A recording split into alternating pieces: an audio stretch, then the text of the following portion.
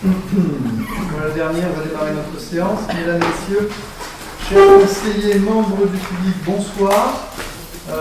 Avant d'ouvrir cette séance, je vous informe que M. Guy David a souhaité démissionner de ses fonctions de conseiller municipal, et ce, à compter du 7 juillet de cette année, conformément à l'article L2121-4 du Code général des collectivités territoriales. Cette démission est définitive et M. le préfet du Rhône en a évidemment été informé.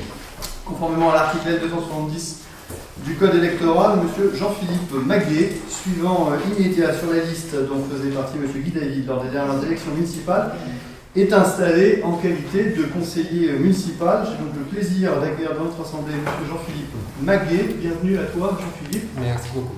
Et bon courage et bon travail. Bonsoir à toutes et tous. Bonsoir. Le quorum étant atteint, puisqu'on est plus de 12, la séance est donc ouverte. Avant de désigner le secrétaire de séance, est-ce qu'il y a des pouvoirs, en sachant que j'en ai moi-même 4. Jean-Michel Carmon qui donne pouvoir à Philippe Bigot, Sandy Maltaverne qui donne pouvoir à Jean Cibor, Christophe Vambel qui donne pouvoir à Corinne Jourjon et Laurence Batantier qui donne pouvoir à Valérie Nectou. Valérie Bérandel ne nous a pas donné pouvoir spécialement. Juste un petit peu. Elle sera juste un petit peu en retard. Parfait. En ce qui concerne le secrétariat de séance, la plus jeune d'entre nous. Non, c'est madame. Ah oui. Et oui, Blandine. Bienvenue Blandine, si tu veux bien assurer le secrétariat de séance, merci beaucoup. On va donc procéder à l'approbation du procès-verbal de la séance du 5 juillet dernier. À propos de ce procès-verbal, est-ce qu'il y a des remarques ou des questions? Apparemment non. On va donc passer au vote concernant ce procès-verbal qui est n'est pas concerné Jean-Philippe pour ce coup-là. Bonjour. Assieds-toi, pas de souci. Donc, concernant l'approbation de ce procès-verbal, vote à main levée, qui est pour, qui est contre, qui s'abstient, une abstention. Madame, une. Ah, oui, Sonia, tu n'étais pas là, Sonia. Oui, donc de fait, une autre. Parfait, je vais circuler pour signature. Qui circule déjà? C'est le capitaine en charge. On va donc passer à notre ordre du jour. Le premier point concerne l'abandon d'une créance et c'est Corinne Jourjon qui va nous en parler. Bonsoir. Nous avions une créance à l'égard d'une famille saint-germinoise pour de la restauration scolaire et du périscolaire en 2014. Cette famille ayant eu un dossier de surendettement qui a conclu à l'effacement des dettes. Ceci s'impose à nous, mais nous sommes obligés d'acter en conseil municipal. Donc il s'agit d'une créance de 410,79 € correspondant à l'inscription à la restauration et au périscolaire pour l'année 2014. Et il est proposé au conseil municipal d'approuver l'effacement de la créance suscitée par l'émission d'un mandat à l'article 6542 du budget actuel. Donc ça deviendra une charge sur le budget 2016. Voilà, est-ce qu'il y a des remarques concernant l'effacement de cette créance? Spécialement, on va donc directement passer au vote. Il est proposé au conseil municipal d'approuver l'effacement de cette créance suscitée d'un montant total de 410,79 € par l'émission d'un mandat à l'article 6542 du budget en cours. Qui est pour? C'est l'unanimité, je crois. Si on avait voté contre, qu'est-ce qui se serait passé? Parce que compte tenu que l'effacement de la dette a été acté et qu'il s'impose à nous. Je donne une question. Je sais pas. Mais ça s'impose de toute façon.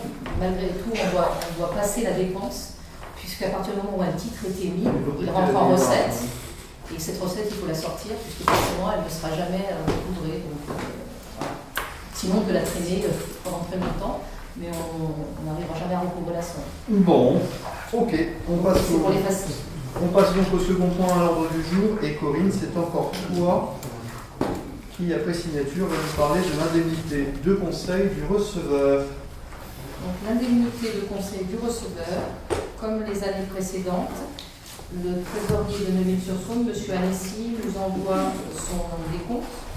Le décompte de l'indemnité de conseil pour l'année 2016 est établi conformément aux dispositions de l'arrêté ministériel en cours. Donc ce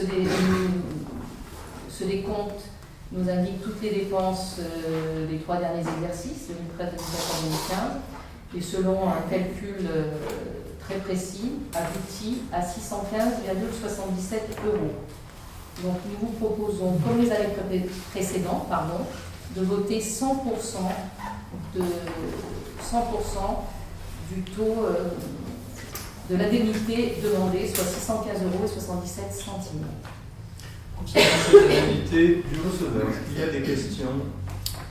Ouais, peut-être une petite. Est-ce qu'on a idée sur l'ensemble des communes de France, ou du moins celles qui sont censées donner de telles attributions aux receveurs, le taux moyen qui leur est accordé par rapport à leur demande? Bonne question. Non, je n'ai pas la réponse. On ne sait pas. Non. Alors, En plus, pour la connaître, je pense qu'il faudrait en fait qu'on lise toutes les délibérations, tous les conseils municipaux de France, puisque chacun est libre d'accorder 100, 50, 25, 75. Je ne suis pas certain qu'il y ait des statistiques en la matière. Alors, pour imaginer que les receveurs font remonter ça à leur administration et que l'administration des impôts tient ce type de statistiques. Ouais, peut-être. Non, on n'a pas de réponse à apporter là-dessus, pas de statistiques. Alors, cela dit, sur un invité de receveur, je ne le savais pas nécessairement, parce qu'effectivement, chaque année, en fait, c'est quelque chose dont on vote. On s'était interrogé dès la première année, évidemment, sur ce pourcentage-là. Si on l'a fixé à 100%, c'est compte tenu des excellentes relations qu'on a avec le receveur, qui bosse avec nous, après c'est son boulot, mais qui va franchement très au-delà du travail qu'il a à fournir. Il n'y a pas si longtemps que ça, 15 jours, je crois, on a demandé au receveur, par exemple, d'agir vis-à-vis de l'administration des impôts pour savoir dans quelle mesure une dette était aménageable, une dette vis-à-vis d'un citoyen saint-germinois qu'on connaît et qu'on voit dans le cadre du Centre communal d'action sociale. Et immédiatement, il est dit OK, il a commencé à passer des coups de fil à droite à gauche. Et là, pour le coup, c'est vraiment le genre de service qu'il n'est pas supposé nous rendre. Il le fait parce qu'on s'entend bien, parce que ça marche bien ensemble. Et voilà. En précisant que cette personne était dans une situation absolument précaire et que les sommes qui sont demandées depuis des années comportent un certain nombre de pénalités et autres, visiblement un certain nombre d'erreurs suite à des déclarations, et que dans les méandres de l'administration, elle n'arrive pas à en faire entendre ses droits. Et qu'en regardant son dossier fiscal, il m'a dit waouh, effectivement, il y a peut-être des choses à regarder, et qui s'est penché sur le dossier, qu'il l'a reçu, qu'il a appelé ses collègues, qu'ils vont essayer de dénouer le truc. Donc c'est vrai que ça va au-delà de son travail, et c'est au service d'un administré qui est en difficulté, qui ne comprend plus rien et qui n'a pas d'interlocuteur. C'est pas son rôle, puisqu'il n'est pas au service d'un des particulier. Hein. Bon, voilà. Justement, c'est ça je découvre complètement cette chose-là, c'est ça qui m'étonne. Quand on a là un fonctionnaire qui a des missions, soit il occupe son temps à remplir les missions qui lui sont confiées, soit il occupe son temps à remplir d'autres missions que celles qui lui sont confiées. C'est les deux. C'est vraiment une situation très, très, très bizarre. Particulière, ouais. Peut-être que c'est une pratique tout à fait courante et que le salaire naturel de ces personnes-là est calculé de manière traditionnelle en comptant les différentes primes que les communes peuvent leur apporter. Mais c'est un mode de fonctionnement qui est quand même... C'est assez curieux. En tout cas, il y a une loi, il y a une loi, il y a l'arrêté. Oui, non, c'est réalité, donc c'est pas opaque. Non. Mais en plus, alors c'est vrai que de loin, voilà, c'est très détaillé, hein, surtout donc c'est un recto verso, donc c'est pas un montant en bas d'une page aléatoire. Et chaque année, on part sur la même base de calcul, etc. Donc il y a vraiment tout un... C'est très étayé. Et c'est conforme. C'est vrai que ça peut surprendre. Mais c'est vrai que c'est surprenant. Non, mais ma question, c'est dans quelle mesure cela rentre dans les traditions du ministère des Finances et des différentes communes de fonctionner comme ça. Après, la question est de savoir, de toute façon, ça s'impose, puisqu'il y a une loi, un arrêté, Le maximum, c'est 615,77, au vu de tous les calculs énoncés. Et l'objectif, c'est est-ce qu'on donne 10, 20, 30, 45 ou 100% de cette indemnité. Là, c'est à notre libre appréciation. À notre libre appréciation. Et si on propose 100%, c'est à cause de tout ce que je viens d'évoquer. Que dans le cas contraire, si jamais la relation n'était absolument pas bonne, qu'il mettait des bâtons dans les roues tous les 4 matins, qu'il n'aidait pas des Saint-Germinois à des moments où il n'est pas nécessairement supposé le faire, pour le coup ça ne fait pas partie de ses fonctions, et il le fait quand même, on réagirait probablement non, on vous proposerait probablement pas à 100%. Mais ça va faire. Et à diverses reprises, il nous a facilité la vie pour plein de choses. Voilà, pour ça que je fais des propositions. Est-ce que vous avez d'autres questions? Oui, madame. Oui, lors du précédent mandat, on nous donnait rarement 100% au receveur. Je pense qu'on avait quand même de très bonnes relations avec lui pour autant. Et je suggère à l'Assemblée de ne pas voter 100%, mais de procéder comme pour les associations de la commune, parce que je pense que tout le monde va y mettre sa part, et de ne lui voter que 80% de la somme. Alors c'est pas chacun, mais pour le coup c'est pas la même chose, puisqu'encore une fois il y a un article. Alors d'accord, hein, on verra ce qu'on va voter ou pas, mais là c'est pas nous qui décidons du montant. Il est payé le montant, on n'est pas obligé de lui donner 100%, c'est vrai. Après, pourquoi 30, 40, 50 et pas 100? C'est soit on considère que tous les chiffres qu'il nous donne sont conformes et on aboutit à ce montant-là et c'est justifié de lui donner. Après, lui donner 498 ou 522, ça se discute, mais alors comment on le fixe si c'est pas 100? Sur quelle base? Comme pour les associations, c'est un peu arbitraire et on a réduit les subventions pour les associations. Donc, de la même manière, on peut rapporter pour son indemnité.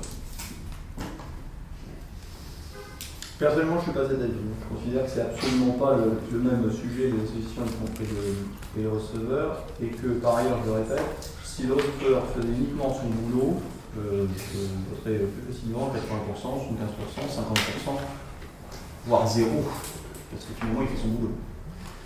Mais en l'occurrence, c'est pas ça. Il va bien au-delà. Il permet d'insister, il va bien au-delà du travail qu'il doit fournir pour nous. Il nous facilite la vie en différents points, et très clairement, il a fait gagner beaucoup d'argent dans cette commune. C'est une indemnité de conseil. Donc, c'est pas pour faire son boulot d'exécutant. Nous on ordonne et lui il exécute les renseignements. Ça c'est son travail, il est payé pour ça. Ça s'appelle indemnité de conseil. Peut-être que ça va au-delà de son rôle, effectivement, de trésorier, de grand argentier. Ça va au-delà de ça. C'est pas pour ça qu'on lui donne une vote, une indemnité. Et si on prenait des conseils ailleurs, ça nous coûterait peut-être 10 fois plus cher. Très clairement. Là, on va passer à la dématérialisation d'ici la fin de l'année. On va solliciter énormément au niveau de la comptabilité. Et en l'occurrence, si on devait passer par un cabinet privé pour nous accompagner là-dessus, ça nous coûterait très largement au-delà des montants qui sont indiqués ici. On parle de plusieurs milliers d'euros. À chaque fois qu'on a une interrogation, on l'interroge. Il n'y a pas toujours la réponse, mais moi je le vois, parce qu'après il fait souvent une réponse, ça me permet moi de lui poser des questions très précises, et du coup quand il va chercher la réponse, il va la chercher, on voit bien qu'il ne l'a pas sous le coude, et ensuite il écrit à toutes les communes en disant suite à une demande, une commune, donc il est allé chercher cette information, c'est pas du tout son rôle, c'est pas dans son rôle de trésorier tel qu'on le connaît et pour lequel il est payé. Il va au-delà. Quelquefois, il répond 2-3 jours après, il répond à tous, il a donné la réponse. A priori, pour l'instant, elles sont bonnes, ces réponses. Mais son conseil est bon. D'autres questions? D'autres remarques? Pas spécialement, dans ce cas-là, je vous propose de passer au vote. Il est proposé au conseil municipal de fixer à 100% le taux de l'indemnité du receveur, à savoir 615,67 € brut au titre de cette année. 2016. De l'année 2016. Qui est favorable? Ok. Qui est contre? Un contre. Qui s'abstient? Et 3 abstentions. Vous avez repéré contre, abstention? Oui. Parfait. Sujet suivant, décision budgétaire modificative. Corinne, on va passer notre séance avec toi. Non, c'est fini. Alors c'est une toute petite DBM, la première de l'exercice. En fait, c'est pour l'opération Petit Centre. Nous avions mis un budget de 3 500 € sur cette opération. Il y avait notamment une intervention sur la toiture. Et pour ceux qui ne savent pas, le Secours populaire s'est installé là-bas depuis la semaine dernière. Donc il y a eu des aménagements, des agencements. Et il nous manque à peu près 700 € sur cette opération. Donc pour pouvoir payer les factures afférentes, on devait voter une petite dépense supplémentaire sur cette opération-là, Et comme ça doit s'équilibrer, les 700 € que l'on va rajouter sur l'opération Petit Centre, nous allons les retirer sur l'opération Agencement et aménagement de terrain, pour laquelle nous avions 103 000 € de budget. On va retirer 700 €, il restera 102 300 €. Et on passe l'opération Petit Centre à 4 200 €. Donc, équilibré au global. Est-ce qu'il y a des remarques concernant cette décision budgétaire modificative? Madame Coutan. Je viens d'apprendre que donc, le secours populaire est au Petit Centre maintenant. Qu'est-ce que vous faites du logement qui le libère? Alors en fait, le logement qui le libère, c'est l'OPAC du Rhône qui le récupère. C'est eux qui nous avaient sollicité parce qu'ils souhaitaient pouvoir récupérer ce lieu. Ce qui est d'ailleurs pas tout à fait un logement, parce que je crois qu'il n'y a même pas toutes les contingences nécessaires pour en faire véritablement un logement, peu importe. Donc ils nous ont pris contact avec nous, ils nous ont dit ça, on a essayé de trouver une solution, on a vu évidemment les personnes du secours populaire, on est allé voir le Petit Centre ensemble, et alors ça fait peut-être un petit moment que vous n'êtes pas allé au Petit Centre, en fait il y a eu des travaux qu'on a fait, c'est-à-dire qu'on a conçu un local dans la grande salle, avec des murs, une porte, on l'a fait faire par nos propres équipes, ça s'est plutôt bien passé. Donc il y a un petit dépassement effectivement de du budget, mais ça reste quand même très peu cher pour ce qu'on a fait là-bas. Ils y sont installés, ils ont des étagères, ils ont des armoires, ils ont tout ce qu'il faut, je crois qu'ils sont assez ravis. En plus le positionnement, ils cherchaient un lieu un peu discret pour des raisons qu'on peut comprendre, et donc ça leur va plutôt pas mal. Ouais. Mais c'est pas nous qui avons cherché, c'est vraiment le Pas du Rhône qui a souhaité récupérer son bien. Et pour répondre directement à votre question, a priori, il va être mis en vente. Oui. Comme les panneaux. Comme la plupart des appartements de cette résidence. Voilà. On est rapide. Oui, il n'y a pas encore quelqu'un dedans. Non, mais... Est-ce que vous avez d'autres questions? Pas spécialement. Il est donc proposé au conseil municipal d'approuver la décision budgétaire modificative numéro 1, la première de cette année, telle qu'elle vient de vous être présentée. Qui est pour? Et c'est unanimité. L'ordre du jour de ce conseil étant très réduit, on était déjà à l'avant-dernier point de notre ordre du jour, et donc de façon traditionnelle, on interrompt notre séance pour donner éventuellement la parole au public, si le public a des choses à nous dire. En a-t-il? Bah, vous n'êtes pas très bavard. Madame Toutan en profite naturellement. Vous êtes sûr que vous n'avez rien à me poser comme question, non? Madame Toutan, on vous écoute. Monsieur le maire, nous souhaitons en tant que groupe faire une intervention par rapport aux quais de concertation du PLU, parce que c'est quand même le dernier conseil avant la fin de la concertation du PLUH. Et donc, je vais vous la lire. Le groupe de conseillers de la liste Avec vous pour Saint-Germain souhaite donner son avis en conseil municipal sur le dossier de concertation communale du plan local d'urbanisme et de l'habitat qui se terminera le 30 septembre. C'est un sujet d'importance et qui concerne tous les Saint-Germinois. Ce dossier, élaboré par le Grand Lyon en concertation avec le précédent conseil municipal, prévoit entre autres la préservation, la valorisation et le développement de l'activité agricole. Or, lors de la dernière réunion publique, votre équipe a présenté aux Saint-Germinois la transformation d'une zone agricole de 4 hectares située à côté de l'entreprise Timonier en une zone d'activité économique. Il a également été indiqué que la zone de Saint-Hilaire de 9 hectares serait rendue à l'agriculture. Selon vos propos, les Saint-Germinois pourraient ainsi croire que la surface agricole de notre commune sera augmentée de 5 hectares. Malheureusement, il n'en saurait rien. En effet, la zone de Saint-Hilaire est déjà cultivée. Dans les faits, monsieur le maire, votre projet conduira tout simplement à remplacer 4 hectares de terres cultivées par 4 hectares d'entrepôts. Sans nier l'intérêt d'une telle zone d'activité peut avoir pour l'économie de la commune, vous devez être très clair, c'est une zone qui sera construite au détriment de l'identité agricole de la commune. Par ailleurs, le dossier de concertation communale du plan local de l'urbanisme et de l'habitat convient de la nécessité de prendre en considération pour tout projet nouveau d'évolution de l'urbanisme les conséquences en matière de nuisances sonores sur la rue de la Paix, d'augmentation du trafic routier, tout comme l'évaluation de la qualité du cadre de vie, paysager et bâti. Là encore, votre projet apparaît bien léger, puisqu'à aucun moment vous ne faites référence à ces aspects pourtant primordiaux quant à la qualité du bien vivre à Saint-Germain. D'autre part, le projet présenté par votre équipe municipale consiste en l'urbanisation simultanée de 2 lieux-dits, les Basses-Brosses et la Barrière, projet qui conduirait à l'accueil de 400 nouveaux Saint-Germinois. La pause dans l'urbanisation de la commune que vous défendiez face aux électeurs pendant votre campagne aura été donc courte.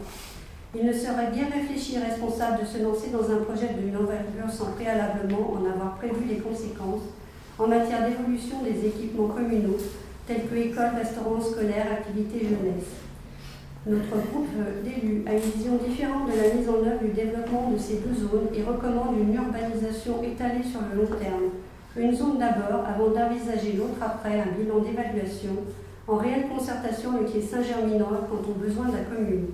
C'est tout l'inverse de votre démarche où l'exercice de votre rôle de maire consiste la plupart du temps à imposer vos vues sans concertation réelle avec vos administrés. Pour finir, nous observons que si une commission municipale d'urbanisme avait été créée, ouverte aux habitants et à notre groupe d'élus, ces aspects auraient fait l'objet de débats démocratiques et très vraisemblablement été amendés. En conclusion, le groupe Avec vous pour Saint-Germain recommande aux habitants d'aller inscrire d'ici le 30 septembre leurs observations sur le cahier de concertation ouvert en mairie ou via le portail internet http://blog.grandlyon.com. Ainsi, en dépit de votre absence de pratique démocratique, les habitants ont la possibilité de s'exprimer par écrit afin de faire connaître leur souhait d'une urbanisation maîtrisée et raisonnable, permettant le maintien de l'agriculture actuelle et garantissant le cadre de vie qu'ils peuvent légitimement attendre. Nous déposerons en tant que groupe un avis en ce sens sur le cahier de concertation. Merci. Eh bien, bon, alors comme je ne suis pas un démocrate, je vais quand même vous répondre. Il y a plein de points que vous abordez, donc c'est un peu compliqué de tout prendre, donc je vais essayer de revenir sur ce que j'ai pu noter rapidement. D'abord, la question agricole. Vous dites que quelque part on trompe les Saint-Germinois. Je vous rappelle quand même que cette zone de 8 hectares, 9 hectares, c'est le chiffre, qui va être rétrocédée, comment on dit ? Zonée, merci. Cette zone qui va être rétrozonée, elle va être rétrozonée parce qu'avant, elle n'était pas zonée, la zone agricole. Et en l'occurrence, c'est pas par mon biais, c'est par le vôtre. C'est sous vos mandats que cette zone avait la classification qu'elle a. C'est donc bien nous qui rendons cette zone agricole officiellement aujourd'hui. Donc je le redis, c'est pas parce que jusqu'ici elle était cultivée qu'il n'y avait pas un risque sur cette zone. Nous levons ce risque. On a donc 9 hectares officiellement agricoles de plus à Saint-Germain. Le second point, concernant cette zone d'activité qu'on va faire. Alors vous parlez du nuisance sonore, de la question du bâti, etc. Croyez bien qu'on y est évidemment sensible. On a eu, mais peut-être étiez-vous présent, je ne sais plus, on a eu des réunions, parce que comme on n'est pas démocratique, on organise des réunions publiques dans lesquelles on exprime tout. Et en matière de PLUH, il me semble qu'on a une réunion qui a été exclusivement dédiée, exclusivement dédiée à ces questions-là.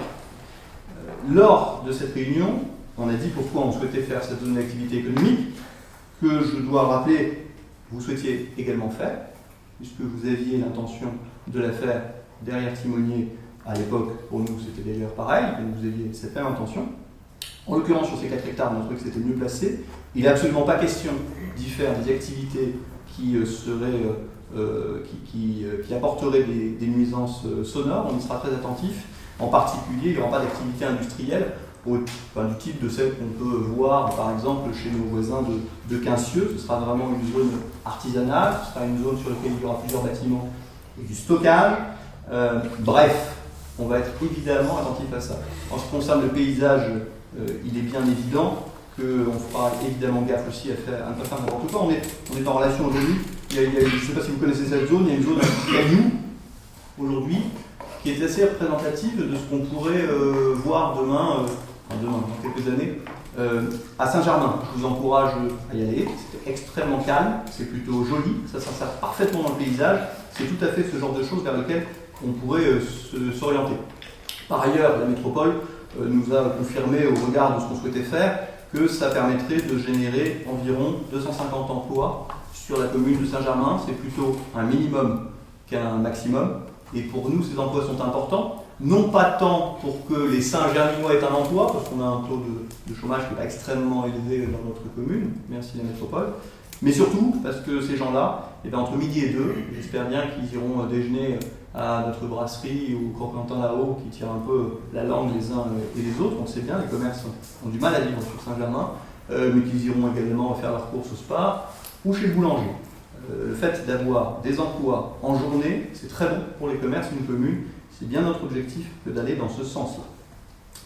Vous avez parlé d'arrivée de 400 habitants et du fait que nous avions dit pendant la campagne que nous souhaitions faire une pause en matière d'urbanisme. J'espère que vous avez quand même noté cette pause, parce que ça fait 2 ans et demi que nous n'avons strictement rien fait.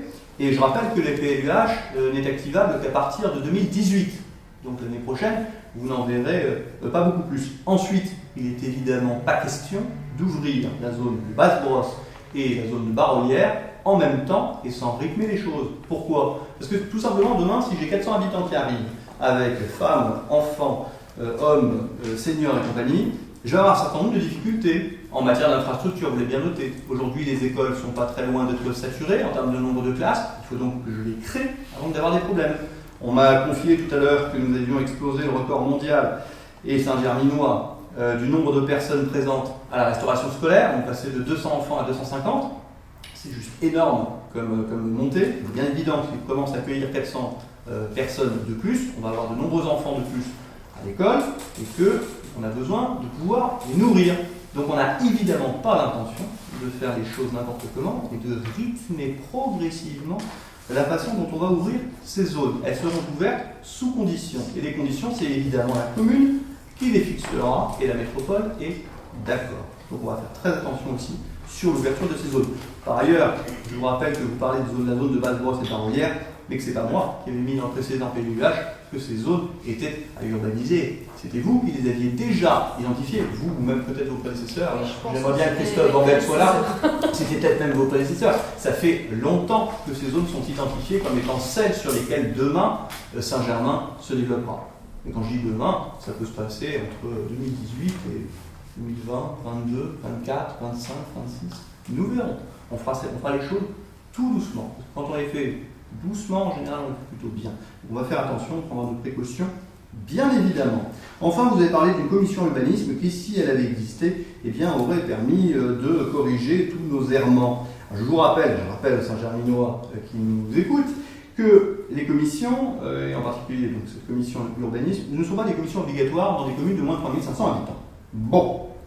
Ensuite, je rappelle que nous avons eu un début de mandat qui était un tout petit peu compliqué, avec une transition qui n'avait pas du tout été faite avec l'équipe précédente et qui ne nous amenait pas nécessairement à faire confiance sur la sérénité des débats que nous aurions eus lors de ces différentes commissions. Donc, je ne sais pas s'il en serait sorti des choses qui auraient permis de corriger nos errements, mais ce dont je suis sûr, c'est qu'on aurait pas mal de difficultés à bosser compte tenu de l'état dans lequel on a démarré notre mandat avec vous et en particulier concernant la transition avec l'équipe précédente. Enfin, je vous rappelle que ce n'est pas parce qu'une commission n'existe pas que les bureaux ne sont pas ouverts. Nous vous avons dit à plusieurs reprises, si vous avez des questions, si vous avez des remarques, si vous voulez travailler sur un point, un questionnement, venez nous voir. Notre porte est ouverte, elle est toujours ouverte. C'est pas parce qu'on ne crée pas de commission qu'on n'est pas en capacité de vous recevoir si vous le demandez et discuter avec vous. Voilà. Vous ne l'avez jamais fait. Donc, voilà, je pense qu'il est temps de dire un tout petit peu la vérité. Vous pouvez m'accuser de ne pas être suffisamment démocrate. Je ne sais pas ce qu'en diront les gens qui sont autour de vous. Nous ne sommes pas tous nécessairement du même avis. C'était la caractéristique de notre équipe lorsque nous nous sommes lancés dans l'aventure municipale, me semble-t-il. Ça ne nous empêche pas de nous écouter, ça ne nous empêche pas d'arriver à travailler ensemble, ça ne nous empêche pas, j'espère, d'être de bons démocrates.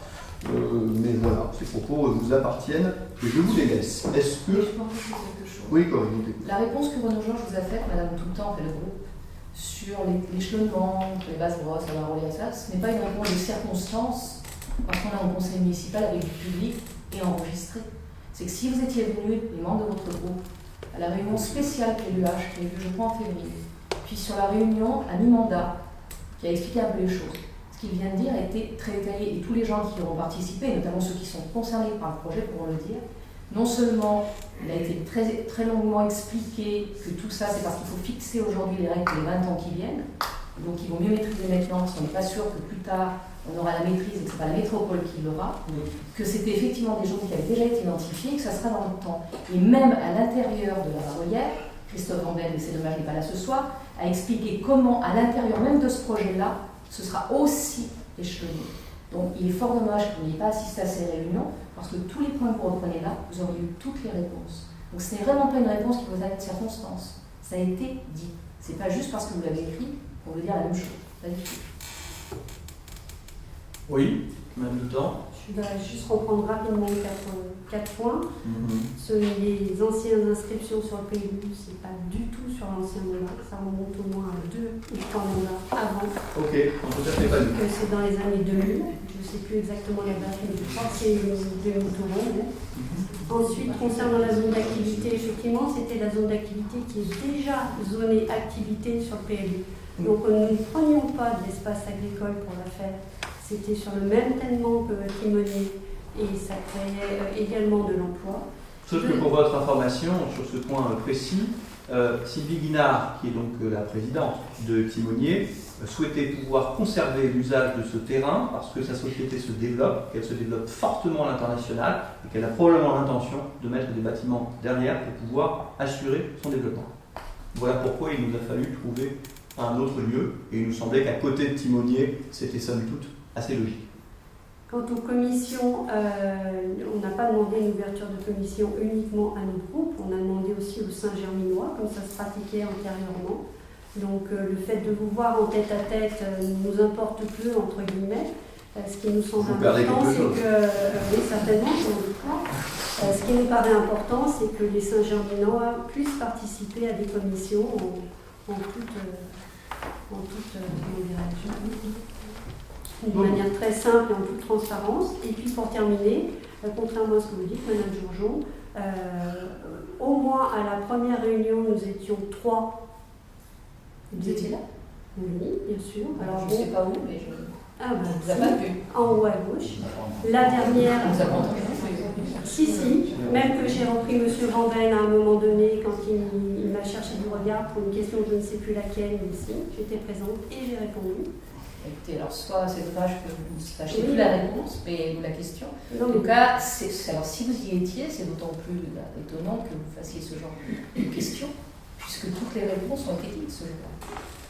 Notamment sur ce que vous avez soulevé, sur l'échelonnement, etc., sur comment ce serait ouvert, et quel type de logement la Barolière, et quel type de logement serait proposé, et du collectif, et combien normalement la métropole nous imposait de logements à l'hectare, et combien finalement Renaud Georges et Christophe Vandel avaient pu arriver au minimum, etc. Donc tout ça a été très longuement détaillé. En tout cas, les questions que vous soulevez, les réponses ont été données lors de ces réunions. Moi, j'ai un parfait souvenir de la réunion PLUH que vous aviez fait lors de votre précédent mandat, où, si je ne m'abuse, il était question, dans votre préparation du PLUH, de densifier la partie maintenue, du côté de maintenu, d'une part, et d'autre part, vous aviez envisagé et abandonné le fait d'urbaniser Chanlieu, et vous aviez laissé par contre l'urbanisation sur les basses brosses telles qu'on a fait actuellement. C'était dans la réunion que vous aviez faite avec le Grand Lyon en 2010, je crois, 12, quelque chose comme ça, 2012 je crois, et j'en ai un parfait souvenir. Concernant les commissions, vous parlez de commissions ouvertes au Saint-Germinois, je pense qu'il faudrait que vous relisiez les textes, puisque les commissions municipales ne sont pas ouvertes au Saint-Germinois. On pourrait créer un comité consultatif, quelque chose qui soit ouvert. Seuls les conseillers municipaux peuvent accéder à une commission municipale. Donc de toute manière, si on avait créé cette commission, on se serait retrouvé face à face dans cette, entre vous et nous. Voilà, donc c'est pas du tout la même chose. De fait, les commissions, la réelle commission qui a été faite avec les Saint-Germinois, ce sont les réunions publiques qui ont été faites sur le sujet. C'est le cahier de concertation. C'est également là où les Saint-Germinois doivent donner leur avis et sur lequel il y aura des discussions par la suite et avec la métropole. Ce sont des outils démocratiques. La commission municipale n'est pas un outil démocratique, c'est un outil de travail du conseil municipal. Voilà. Alors, excusez-moi de vous reprendre, parce que la commission d'urbanisme, c'est moi qui la dirigeais, et je peux vous assurer qu'il y avait d'autres personnes que les conseillers, parce qu'on avait souhaité inviter des Saint-Germinois, et donc c'était inscrit sur la liste en début d'ouverture de la commission des Saint-Germinois, que nous avons toujours accueillis et que nous avons même convoqués lors des différentes commissions. Je peux vous citer... Moi, j'étais un comité. Oui, vous le faisiez peut-être, mais ça Oui, dans les textes, vous vous relirez les textes, dans les textes, une commission municipale est ouverte aux conseillers municipaux et aux experts invités par les conseillers municipaux. Exactement, c'est le... Donc nous pratiquions l'invitation des Saint-Germinois, ce que vous ne faites pas. Oui, j'ai participé à une de vos réunions où derrière personne n'a jamais eu aucune... Quand il s'agissait de modifier la partie changieuse, vous aviez invité effectivement les gens du quartier à venir à une commission. On n'a plus jamais de nouvelles, ça a été fait sans que... Vous confondez avec une réunion organisée par M. Jacobelli, qui est adjoint aux travaux. Vous confondez les choses entre l'urbanisme et les travaux. Donc ça n'a pas d'importance, de toute manière, le débat n'est pas là. Mais non, mais le problème, c'est que vous ouvrez finalement ce débat en disant qu'il participe de notre vision de la démocratie. Enfin, on a quand même eu un peu d'expérience de votre propre vision de la démocratie à l'époque où vous étiez en place. Moi, je l'ai vécu. J'étais président d'une association de parents d'élèves. Vous le savez bien. On a eu des débats sur les rythmes scolaires en particulier, où nous avions essayé de travailler, de vous fournir du matériau qui n'a absolument pas été analysé. En fait, vous saviez parfaitement associer les gens, les écouter poliment et surtout ne rien prendre en compte. C'est pas ça ma vision de la démocratie. La vision de la démocratie, c'est pas de faire n'importe quel outil en mettant des gens autour d'une table, en les écoutant et en s'en contrefichant de ce qu'ils disent. Or, je considère que sur le dernier mandat, vous l'avez assez régulièrement fait dans plein de domaines. C'est très régulier. Notre vision n'est pas celle-là. Je suis désolé, c'est une vision qu'on a vécue, nous, l'intérieur. Oui, On l'a dit. Vous ne représentez qu'une partie de la population des Au-delà, madame. J'entends bien, mais c'est la partie qui, a priori, a voté en majorité pour notre liste lors des dernières élections municipales. Je veux donc croire qu'ils partageaient en partie ce peut-être diagnostic. pas sur ces motifs-là. Peut-être pas. Au-delà, madame Perardel, puisque nous sommes enregistrés, si on reprend le premier ou le deuxième conseil municipal, je ne sais plus, madame Toutan, sans arrêt, soulevait ce genre de choses, et à un moment donné, je vois que c'est moi qui vous dis, madame Toutan, mais attendez, quand c'était vous, c'était exactement comme ça, et vous répondez, mais je ne suis pas dans la même position. Voilà, donc, à un moment donné, voilà, je veux bien que vous nous accusiez de manque de démocratie. Déjà, la démocratie est là, parce qu'aujourd'hui, il y a une opposition au conseil municipal. Donc ça, c'est la règle. Donc déjà, le débat démocratique est plus important, puisque l'opposition, non seulement a le droit de participer à une petite commission, mais elle siège au conseil municipal. Et on débat, et je crois qu'on nous posait des questions qui ne sont jamais préparées, parce que je crois que la règle, normalement, le règlement qui a été voté en début, c'est que quand il y a des questions, vous devez les poser en amont, que le maire ait aussi le temps, vous ne faites pas partie du public, Oui, en vous plus. êtes conseiller. Hein. En plus. Donc, à chaque fois, monsieur le maire et nous-mêmes essayons spontanément, naturellement, sans réfléchir à nos réponses, de répondre dans l'instant. Hein. Donc, je pense que ça aussi, c'est que on ne prépare rien, puisque les questions, elles sont toujours à l'instant. Et on doit répondre à vol pour point, on essaie de le faire. Ça, c'est la meilleure façon démocratie de plus, aussi, alors que il y a un vrai normalement, vous n'avez échange. pas le droit de le faire. Mais bon, peu importe, on le fait quand même.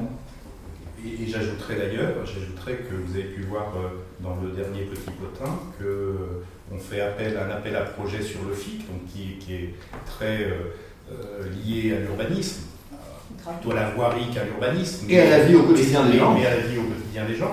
Et que le principe, c'est justement de faire participer, d'essayer de faire participer les Saint-Germinois au fait de, ben voilà, il y a un peu d'argent à dépenser, où est-ce que vous voulez le mettre je ne sais pas. Et lorsqu'on élabore une politique senior, on demande à monter un conseil des seniors en mettant plusieurs anciens autour de la table qui ont des choses à dire sur ce qui se passe et sur ce qui devrait se passer demain, et on le fait avec les habitants. Donc si vous voulez, voilà, nous, notre vision de la démocratie, c'est évidemment oui, de pouvoir travailler sur un certain nombre de sujets avec les uns et les autres, et de le faire surtout sans avoir d'a priori, en tenant compte de ce qui nous est dit, autant que faire se peut. Et en arbitrant quand il y a des décisions.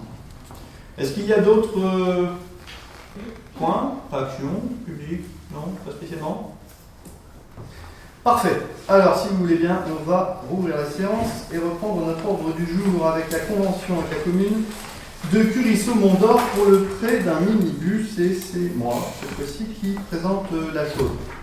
Pour permettre à 8 enfants de la commune de Curisseau-Mont-d'Or de pouvoir se rendre au centre de loisirs de notre commune les mercredis, sans pour autant contrarier la continuité de nos propres services, nous avons convenu avec la commune de Curisseau-Mont-d'Or de leur prêter un minibus tous les mercredis, en période scolaire, de 11h20 à midi. Dans les faits et en pratique, ça signifie qu'un agent communal de Curis effectue le transport de ces 8 enfants jusqu'au centre de loisirs depuis la rentrée scolaire. Donc il fait l'aller-retour, il vient chercher le minibus, il file à Curis, il prend les enfants, il les ramène à l'accueil de loisirs et il nous ramène le minibus. En contrepartie, la commune de Curisseau-Mont-d'Or verse à la commune de Saint-Germain-Mont-d'Or une participation qui est simplement le remboursement des indemnités, et c'est fixé sur le barème des indemnités kilométriques. Voilà, donc il nous rembourse en clair l'essence et le petit morceau d'assurance. Ça fait partie de ce qu'on appelle la mutualisation. Déjà, ça fait partie de ce qu'on appelle les bonnes relations entre communes, et au-delà, ça fait partie de la mutualisation. Ce serait complètement stupide que pour ce type-là de service, la commune de Curis investisse dans un minibus, il profite d'une autre, et voilà. On a donc élaboré une convention dont vous avez été les uns et les autres destinataires, un projet de convention pour cette mise à disposition. Est-ce qu'il y a des remarques concernant ce projet? Pas spécialement. Alors dans ce cas-là, je vais vous demander de procéder au vote. Il est proposé au conseil municipal d'autoriser le maire à signer cette convention de régularisation concernant le prêt du minibus de notre commune au profit de la commune de Curis-Mont-d'Or. Qui est pour? Unanimité. Je vous remercie. Nous en avons fini déjà avec nos points qui sont à l'ordre du jour. Il y avait un certain nombre de points dont on voulait vous parler en questions diverses. Ils seront assez rapides. Il s'agit de la cérémonie franco-britannique. Blandine, c'est pourquoi? Oui, comme chaque année. Donc la cérémonie franco-britannique se déroulera donc, le samedi 19 novembre et on vous donne rendez-vous à 10h au cimetière britannique. Ensuite, il y a une commémoration qui suit immédiatement au cimetière français. Nous descendons en cortège jusqu'à la stèle des Anglais, où la commémoration est un peu plus grosse. Et puis nous finissons par un traditionnel vin d'honneur accompagné des ovades militaires en Sainte-Marie-Bastille. Puisque l'armée sera là et que l'orchestre. Oui, c'est pour ça que c'est pas effectivement normalement c'est le samedi qui suit les commémorations du 11 novembre, donc ça aurait dû être le samedi 12 novembre, mais la musique militaire n'était pas disponible. C'est la raison pour laquelle on a décalé. Avec l'accord de nos amis anglais, naturellement, que nous avions consulté auparavant. Bon, c'est plutôt pas mal, la musique militaire est là, venez. L'année dernière, ils n'étaient pas là, et ça suivait les attentats de Paris. Donc on avait maintenu la cérémonie, mais sans eux. Cette année, ils seront là. Second point dans les questions diverses, sortie Vulcania. Et bien, Corinne, tu dois de nouveau. Vulcania, on l'avait déjà évoqué, il y a une sortie familiale qui est proposée le samedi 15 octobre. Donc là, on a un premier autocar qui est plein. Donc on prend encore les inscriptions et on les confirmera si le deuxième autocar peut être à moitié plein. Voilà. On maintiendra. La sortie a lieu, bien évidemment. Et on verra s'il est envisagé ou pas de mettre un deuxième autocar. Voilà, donc beaucoup de familles inscrites.